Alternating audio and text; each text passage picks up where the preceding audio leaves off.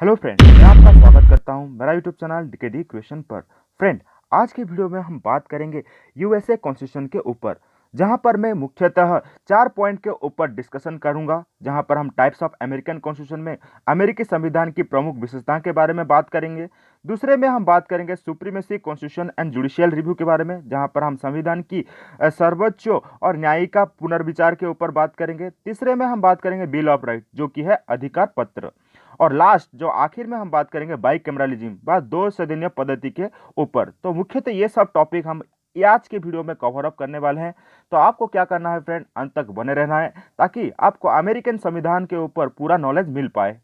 Friend, चलिए शुरू करते हैं आज का वीडियो पहले पॉइंट के साथ, जो कि है टाइप्स ऑफ अमेरिकन कॉन्स्टिट्यूशन व अमेरिकी संविधान की प्रमुख विशेषताएं के ऊपर। अमेरिकी संविधान संयुक्त राज्य अमेरिका का संविधान है, जिसका रचना 1787 में 1775 से लेकर 1783 की अमेरिकी क्रांति के बाद हुई थी। संविधान को 1787 में फिलाडेल्फिया कन्वेंशन में पारित किया गया और ये 1789 से लागू हुआ था। तो जनरली यहाँ पर हमें अमेरिकन वॉर ऑफ इंडिपेंडेंस के बारे में पता चलता है, जो कि हुआ था 4 जुलाई 1776 में, जहाँ पर declaration of American war of independence घोषित किया गया था, जिसका एक ड्राफ्ट भी बनाया गया था, जो कि थॉमस जेफरसन ने बनाया था। और हम ये भी जानते हैं कि फ्रेंड, जब अमेरिकन वॉर ऑफ इंडिपेंडेंस हुआ था, वहाँ का एक मुख्यतः स्लोगन था, जो कि बहुत बार बहुत सारे एग्जाम में पूछा जाता है, वो था life, liberty and the pursuit of happiness. अभी हम फ्रेंड बात करेंगे अमेरिकन कॉन्स्टिट्यूशन के फीचर्स के बारे में। उसका पहला फीचर है रिटेन कॉन्स्टिट्यूशन व लिखित संविधान। अमेरिकी संविधान को सामान्यतः लिखित संविधान के कलसिकीय उदाहरण के तौर पर प्रस्तुत किया जाता है। वास्तव में यह दुनिया के मौजूदा लिखित संविधान में सबसे पुराना है। तो जनरल जैसे कि हम फ्रेंड जानते हैं कि पहला जो लिखित संविधान था वो था यूएसए कॉन्स्टिट्यूशन, जो कि पहली बार एक रिटन फॉर्म में लिखा गया था, जो कि एक डॉक्यूमेंट्री फॉर्म में हम देखने को पाते हैं। नहीं तो बाकी सारे जो कॉन्स्टिट्यूशन था, जैसे कि हम यूके कॉन्स्टिट्यूशन, वो था ऑन रिटन फॉर्म में। तो जनरली इसीलिए सबसे पहला जो लिखित संविधान है उसको यूएसए का संविधान को ही हम लिखित संविधान के रूप में जानते हैं। अमेरिकी संविधान में लगभग 12 पुस्तक का एक दस्तावेज है और इसमें एक प्रस्तावना है, 7 धाराएं तथा 26 संशोधन है। अगर हम बात करें तो जो अमेरिकन संविधान एक 12 पेजेस का एक दस्तावेज है, एक बुक है, जो कि 7 धाराएं उसमें लिखित है और वहां पर 26 संशोधन अब तक हुआ है, 26 कॉन्स्टिट्यूशनल अमेंडमेंट अब तक हुआ है। परंतु वास्तविक कार्यकारी संवैधानिक प्रणाली के अंतर्गत संवैधानिक प्रलय को छोड़कर निम्नलिखित आते हैं। पहला, जो कि है कांग्रेस के अधिनियम, अर्थात संयुक्त राज्य अमेरिका की विधायिका, जो उनके सरकारी अभिकरणों के संगठन और कार्यों का निर्धारण करते हैं। तो जनरली अगर हम बात करें तो पहले में यहाँ पर लेजिस्लेचर के बारे में बताया गया है कि लेजिस्लेचर का काम क्या होगा, वो किस प्रकार का फंक्शन यूएसए में करेगा, उसके ऊपर वहाँ पर लिखा गया है। दूसरा पॉइंट है कांग्रेस द्वारा बनाए गए अधिनियमों को व्यवहारिक रूप देने के लिए राष्ट्रपति द्वारा जारी आदेश। तो जनरली क्या होता है, जो भी कांग्रेस अपना अधिनियम बनाता है, कांग्रेस जैसे कि उनका पार्लियामेंट को कांग्रेस बोला जाता है, जो कांग्रेस द्वारा डिसीजन लिया जाता है उसको इम्प्लीमेंट करने का दायित्व हमारे राष्ट्रपति के द्वारा किया जाता है। राष्ट्रपति जब उस पर सिग्नेचर डालते हैं तभी जाकर वो इम्प्लीमेंट होता है। तीसरा पॉइंट है वो न्यायिक का निर्णय, जो न्यायिक पुनरीक्षा की एक प्रणाली के द्वारा संविधान की व्याख्या करते हैं। उदाहरण के लिए अंतर्निहित अधिकारों के सिद्धांतों के द्वारा सर्वोच्च न्यायालय ने संघीय अधिकार क्षेत्र की सीमा को बढ़ा दिया है। चौथा पॉइंट है वो राजनीतिक परंपराएं, जिनका विकास धीरे धीरे संविधान के इर्द गिर्द हुआ है। उदाहरण के लिए राष्ट्रपति की मंत्रिपरिषद पूर्णतया परंपरा की ही देन है। अतः अपने विद्यमान स्वरूप में अमेरिका संविधान या संवैधानिक प्रणाली 1787 के संवैधानिक प्रलय तथा तत्पश्चात के संशोधन, कांग्रेस द्वारा पारित अधिनियमों, कार्यकारी आदेशों और न्यायिक व्याख्याओं एवं राजनीतिक परंपराओं की देन है। यूएसए कॉन्स्टिट्यूशन का दूसरा फीचर है इरिवर्सिबल कॉन्स्टिट्यूशन व अपरिवर्तनीय संविधान। ब्रिटिश संविधान के विपरीत अमेरिका संविधान अनमय है। अनमय का मतलब है इरिवर्सिबल है। कांग्रेस उसी तरह संशोधित नहीं कर सकती है जिस तरह से वो साधारण कानून बनाती है। कांग्रेस द्वारा इसमें उस विशेष प्रक्रिया द्वारा ही संशोधन किया जा सकता है जिसका प्रावधान संविधान में इसी उद्देश्य के लिए किया गया है। अतः संयुक्त राज्य अमेरिका में संवैधानिक कानून तथा साधारण कानून में भेद है। तो जनरली यहाँ पर हमें ये पता चल रहा है कि यूएसए कॉन्स्टिट्यूशन को चेंज करना बहुत ही डिफ़िकल्ट है, क्योंकि इसको चेंज करने के लिए बहुत ही लंबा प्रोसेस देकर जाना पड़ता है, जो कि बहुत ही कठिन है। इसलिए इसको इरिवर्सिबल कॉन्स्टिट्यूशन बोला गया है। जैसे कि यहाँ पर हम सामान्य कानून को एक इजीली ऑर्डिनरी बिल से पास कर देते हैं, वहाँ पर ऐसा नहीं होता है। उसके लिए एक सेपरेट सेशन बुलाया जाता है, उस सेपरेट सेशन में ही कॉन्स्टिट्यूशनल अमेंडमेंट का प्रक्रिया होता है। अभी हम फ्रेंड बात करेंगे दो पद्धति जिसके तहत अमेरिकन संविधान में संशोधन किया जा सकता है। पहला जो कि है संशोधन का प्रस्ताव कांग्रेस के दोनों सदनों के 2/3 मतों से किया जा सकता है, जहां पर 2/3 मेजोरिटी से किया जा सकता है, जहां पर दोनों सदनों के मेंबर कॉन्स्टिट्यूशन के चेंजेस में अगर पक्ष में वोट देते हैं तभी जाकर हो सकता है। इसका अनुमोदन 3/4 व 3/4 राज्य व 50 में से 38 राज्य के विधायकों द्वारा 7 वर्ष के भीतर होना चाहिए। जितने भी सारे लेजिस्लेचर होंगे जो कि हमारे स्टेट लेजिस्लेचर के जितने भी सारे मेंबर होंगे, अगर वो एग्री करते हैं, वो उसको समर्थन देते हैं, तभी जाकर यूएसए के कॉन्स्टिट्यूशन में क्या चेंजेस आ सकता है। तो जनरली ये बहुत ही लॉन्ग प्रोसेस है जो कि 7 वर्ष के भीतर ही करना पड़ता है। अगर ये 7 वर्ष के भीतर नहीं हो पाता है तो उसको वहाँ पर ही सस्पेंड कर दिया जाता है, जिसके वजह से ये बहुत ही रिजिड होता है, उस बहुत ही कठिन होता है। इसीलिए अभी तक हमने देखा है कि जो यूएसए कॉन्स्टिट्यूशन में अभी तक 26 बार ही संशोधन हुआ है। उसका दूसरा पॉइंट जहां पर और एक विकल्प दिया गया है जिसके थ्रू हम संविधान में बदलाव ला सकते हैं। विकल्प के तौर पर संशोधन का प्रस्ताव 2 राज्य की 2/3 विधायकों व 50 में से 34 की मांग पर कांग्रेस द्वारा आहूत संवैधानिक सम्मेलन द्वारा किया जा सकता है।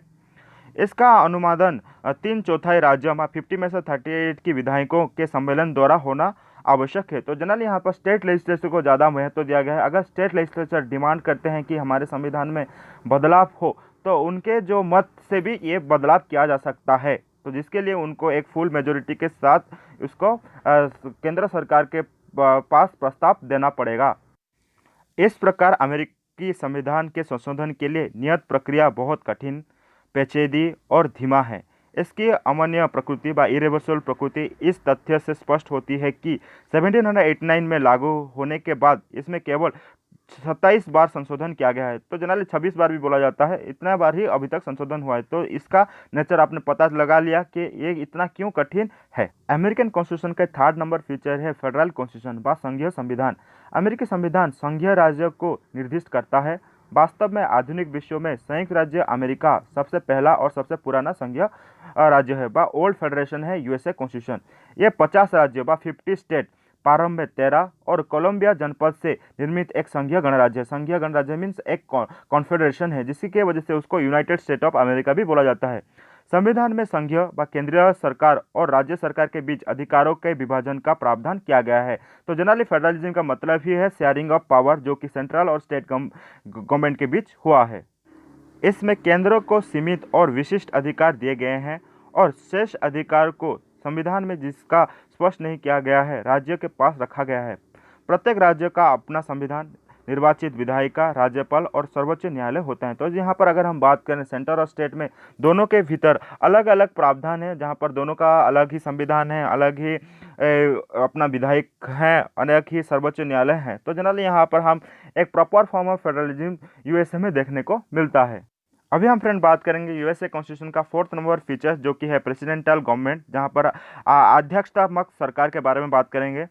ब्रिटिश संविधान के विपरीत अमेरिकी संविधान में सरकार के आध्यात्मक व प्रेसिडेंटल रूप का प्रावधान है। अमेरिकी के प्रेसिडेंटल व आध्यात्मक प्रणाली के निम्न विशेषताएं हैं। अमेरिकी राष्ट्रपति राज्यों और सरकार दोनों का प्रमुख होते हैं। तो जनरली यहाँ पर वो स्टेट और जो गवर्नमेंट का दोनों का ही प्रमुख कौन होता है? राष्ट्रपति होते हैं। राज्य प्रमुख के रूप में उसका पद औपचारिक होते हैं, किंतु सरकार प्रमुख के रूप में वो सरकार के कार्यकारी अंग के नेतृत्व करते हैं। संयुक्त राज्य अमेरिका का राष्ट्रपति प्रमुख वास्तविक कार्यकारी होते हैं। तो जनरली अगर हम बात करें तो रियल एग्जीक्यूटिव वहाँ पर प्रेसिडेंट होते हैं, प्रेसिडेंट के द्वारा ही हर काम किया जाता है। दूसरा पॉइंट है राष्ट्रपति का चुनाव 4 वर्ष के लिए एक निर्वाचन मंडल द्वारा किया जाता है। तो राष्ट्रपति इलेक्शन कितने बार होता है, कितने वर्ष में? 4 वर्ष में एक बार होता है। कांग्रेस द्वारा उसके विरुद्ध किसी गंभीर असंवैधानिक कार्यवाही के लिए महाभियोग लगाए बिना उसे हटाया नहीं जा सकता है। तो जनरली अगर हमें प्रेसिडेंट को इम्पीच करना है तो जनरली उनके खिलाफ हमें ठोस सबूत जुटाना पड़ेगा, उनके खिलाफ ठोस महाअभियोग लाना पड़ेगा, तभी जाकर प्रेसिडेंट को हम इम्पीच कर सकते हैं। उसका तीसरा पॉइंट है राष्ट्रपति शासन कार्य मंत्रिमंडल या एक छोटे निकाय जिसे किचन कैबिनेट कहते हैं की सहायता से करते हैं, किंतु ये केवल परामर्शदायी निकाय होता है और इसके विभागों के अनिर्वाचित सचिव होते हैं। उनका चयन और नियुक्ति राष्ट्रपति के द्वारा की जाती है और वो केवल उसी के प्रति उत्तरदायी होते हैं। ये उनको किसी भी समय हटा सकता है। तो जनरली यहाँ पर हमें राष्ट्रपति के क्षमता के बारे में पता चलता है कि राष्ट्रपति अपने जितने भी सारे मेंबर, जितने भी सारे गवर्नमेंट में सरकारी जितने भी सारे मेंबर होते हैं, वो खुद चयन करते हैं। वो व्यक्ति वस्तु को वो चाहे तो निकाल भी सकते हैं। तो जनरली यहाँ पर हम राष्ट्रपति के क्षमता के बारे में पता चलता है। फोर्थ नंबर पॉइंट जो कि यहाँ पर लिखा गया है कि राष्ट्रपति और उसके सचिव अपने कार्यों के लिए कांग्रेस के प्रति उत्तरदायी नहीं होते हैं। वो ना तो कांग्रेस के सदस्य होते हैं, ना ही इसके अधिवेशन में भाग लेते हैं। तो जनरली यहाँ पर और एक चीज़ पता चलता है कि जो राष्ट्रपति हैं और उनके जितने भी सारे सचिव होते हैं वो कांग्रेस, जो कि उनके पार्लियामेंट में कभी भी अंशग्रहण नहीं करते हैं, वह पार्टिसिपेशन नहीं करते हैं, इसीलिए वो उनके पास वो उत्तरदायी भी नहीं होते हैं, जो कि और एक विशेषता हमें यूएसए कॉन्स्टिट्यूशन के बारे में पता चलता है। राष्ट्रपति कांग्रेस के निचले सदन अर्थात प्रतिनिधि सभा को विघटित नहीं कर सकता है, जो कि हमारा लोअर हाउस है व हाउस ऑफ रिप्रेजेंटेटिव, जहां से कॉमन पीपुल चुनकर आता है, उनको वो कभी भी विघटित नहीं कर सकता है बोलकर यहाँ पर लिखा गया है। अभी हम फ्रेंड बात करेंगे शक्तियों का विभाजन, जहां पर अमेरिकी संवैधानिक प्रणाली का आधार है शक्तियों के विभाजन का सिद्धांत व डिवीजन ऑफ पावर, जो कि हमारे 3 ऑर्गन के भीतर हुआ है, जो कि लेजिस्लेचर, एग्जीक्यूटिव और जुडिशरी, जो कि है विधायिका, कार्यकारिणी और न्यायिका शक्तियों अलग अलग हैं और वो सरकार के 3 स्वाधीन अंगों के पास होती है। संविधान की ये विशिष्टता इसी की 3 प्रथम धाराओं में स्पष्ट रूप से प्रदर्शित होती है। धारा 1 के अनुसार इस धारा के अंतर्गत प्रदत्त तमाम विधायी अधिकार कांग्रेस में निहित होंगे। धारा 2 के प्रावधान है कि कार्यकारी अधिकार राष्ट्रपति में निहित होंगे। धारा 2 के अनुसार कार्यकारी अधिकार राष्ट्रपति में निहित होंगे। धारा 3 कहती है कि न्यायिका अधिकार सर्वोच्च न्यायालय तथा दूसरे निचले न्यायालयों में निहित होंगे, जिनको कांग्रेस समय समय पर नियुक्त और स्थापित कर सकती है। तो जनरली यहाँ पर बहुत सारे चीज़ों के बारे में बताया गया है, जहाँ पर हमने बेसिकली 3 धारा के बारे में पता चला, जहाँ पर कौन किसके भीतर अंतर्गत होगा उसके बारे में हमें यहाँ पर क्लियरली लिखा गया है एक आर्टिकल के थ्रू। अमेरिकी संविधान में नियंत्रण और संतुलन की प्रणाली शक्तियों के विभाजन के सिद्धांत को अपनाने की देन है। परीक्षण और संतुलन की प्रणाली सरकार के प्रत्येक अंग को दूसरे अंग पर आंशिक नियंत्रण लागू करने में सक्षम बनाती है, जिससे कि कोई अंग निरंकुश और अनुत्तरदायी ना बने। इसका अर्थ है कि इसके अपने क्षेत्र में भी सरकार का कोई भी अलग असीमित शक्तियां नहीं रख सकता है। तो जनरली यहाँ पर अगर हम बात करें तो उनके जो फेडरलिज्म को यहाँ पर क्लियरली मेंशन कर दिया गया है कि जितने भी सारे ऑर्गन्स होंगे वो अपने आप में कभी भी इंडिपेंडेंट नहीं होंगे। तो जनरली एक दूसरे के ऊपर वो पूर्णतः निर्भर है। लेजिस्लेचर, एग्जीक्यूटिव और judiciary, they both are related to each other. अमेरिकी संवैधानिक प्रणाली में परीक्षण और संतुलन की प्रणाली की कार्य पद्धति के कुछ पक्ष निम्न हैं। पहला जो कि है, कांग्रेस द्वारा पारित विधेयकों को राष्ट्रपति वीटो कर सकता है। उसके पास 2 तरह के वीटो होते हैं, जेबी वीटो और निलंबनीय वीटो व सस्पेंशन वीटो। दूसरा है, राष्ट्रपति द्वारा की गई उच्च स्तरीय नियुक्ति तथा अंतर्राष्ट्रीय संधियों का अनुमोदन सीनेट करती है। तीसरा, न्यायपालिका के संगठन और पुनर्विचार व क्षेत्राधिकार व एपीलेट जुरिडिक्शन का निर्धारण कांग्रेस द्वारा किया जाता है। फोर्थ नंबर पॉइंट है, न्यायाधीशों की नियुक्ति सीनेट के सहमति से राष्ट्रपति करता है। फिफ्थ नंबर पॉइंट, कांग्रेस द्वारा बनाए गए कानूनों तथा राष्ट्रपति के आदर्शों को सर्वोच्च न्यायालय अधिकारित घोषित कर सकता है। अभी हम फ्रेंड बात करेंगे यूएसए कॉन्स्टिट्यूशन का और एक इंपॉर्टेंट पॉइंट, जो कि है supremacy of constitution and judicial review, व संविधान की सर्वोच्चता और न्यायिका पुनर्विचार के ऊपर। फ्रेंड, अमेरिकी संविधान व कानून के सोपान तंत्र के सिद्धांतों को साकार करता है। लिखित संविधान को देश के सर्वोच्च अथवा मूलभूत कानून के रूप में स्वीकार किया जाता है। कांग्रेस तथा राज्य विधायकों के अधिनियम इस सर्वोच्च कानून के अनुरूप होने चाहिए। अगर यह अधिनियम संविधान के प्रावधान के विरुद्ध है तो सर्वोच्च न्यायालय द्वारा उनको अधिकारित घोषित किया जा सकता है, जिसके फलस्वरूप वो अप्रभाव एवं रद्द हो जाएंगे। इस प्रकार न्यायिका पुनर्विचार के अपने अधिकारों के द्वारा सर्वोच्च न्यायालय संविधान के अभिरक्षक के रूप में काम करता है। फ्रेंड, यूएसए कॉन्स्टिट्यूशन का और एक मुख्यतः पॉइंट जो कि है बिल्स ऑफ राइट व अधिकार पत्र, जो कि हमें भारत में उसको फंडामेंटल राइट बोलते हैं, मूल अधिकार, उसके बारे में जानते हैं। अधिकार पत्र प्रदान करने के मामले में अमेरिका संविधान दुनिया का सबसे पहला संविधान है। तो जनरली पहली बार अमेरिका संविधान ने लोगों को राइट्स दिया था व अधिकार दिया था। यह अपने नागरिकों को अनेक अधिकार की गारंटी देता है। इसके अनुसार न्यायिक प्रक्रिया के बगैर किसी भी व्यक्ति को उसके जीवन, स्वतंत्रता और संपत्ति से वंचित नहीं किया जा सकता। यह अधिकार सरकार की सत्ता को नियंत्रित करते हैं। न्यायिक पुनर्विचार के अपने अधिकार के द्वारा सर्वोच्च न्यायालय इन अधिकारों के रक्षक का काम करते हैं। जैसे कि यहाँ इंडिया में हमारा कॉन्स्टिट्यूशनल रेमेडीज जो कि आर्टिकल नंबर 32 है, वहाँ पर उनका भी उस प्रकार का प्रावधान है कि जहाँ पर कोई भी व्यक्ति का अधिकार क्षुण्ण होता है तो वहाँ पर सुप्रीम कोर्ट उसके ऊपर हस्तक्षेप कर सकता है। देन अधिकार पत्रक को मूल संविधान में 1791 में संविधान के पहले 10 संशोधन के द्वारा आज जोड़ा गया था, जो कॉन्स्टिट्यूशनल अमेंडमेंट 10 में इसको इंक्लूड किया गया था बोलकर यहाँ पर हमें बताया गया है। जो कि पहले यूएसए ऐसा एक संविधान बना था जहाँ पर लोगों के हित के लिए ज़्यादा महत्व दिया गया था, बहुत ज़्यादा गुरुत्व दिया गया था। फ्रेंड बात करेंगे यूएसए कॉन्स्टिट्यूशन का और एक इम्पोर्टेंट पॉइंट जो कि था बाइकैमरलिज्म, द्विसदनीय पद्धति के बारे में, जहां पर हम दो हाउस के बारे में पढ़ेंगे। जो कि कांग्रेस दो हाउस कंसिस्ट करता है, एक तरफ है हाउस ऑफ रिप्रेजेंटेटिव और एक तरफ है सीनेट। जो हाउस ऑफ रिप्रेजेंटेटिव को लोअर हाउस बोला जाता है और सीनेट को अपर हाउस बोला जाता है। जैसे कि इंडिया में हम संसद बोलते हैं, हमारा संसद दो भाग में विभाजन हुआ है, जो कि एक तरफ राज्यसभा अपर हाउस और एक तरफ लोकसभा जो कि लोअर हाउस। तो उसके ऊपर अभी हम बात करेंगे। अमेरिकी की संघीय विधायिका जिसे कांग्रेस कहा जाता है वो दो सदनीय अर्थात उसके दो सदन हैं, सीनेट और प्रतिनिधि सभा। तो यहाँ पर दो हाउस के बारे में बताया गया, एक तरफ सीनेट और एक तरफ प्रतिनिधि सभा, जिसको हम हाउस ऑफ रिप्रेजेंटेटिव भी बोलते हैं। ऊपरी सदन को सीनेट कहा जाता है और निचले सदन को प्रतिनिधि सभा कहते हैं। सीनेट में 100 सदस्य होते हैं, तो टोटल कुल मेंबर कितने होते हैं? 100 मेंबर, जो कि प्रत्येक राज्य से दो दो मेंबर चुनकर आते हैं, जो कि 6 वर्ष के लिए चुने जाते हैं।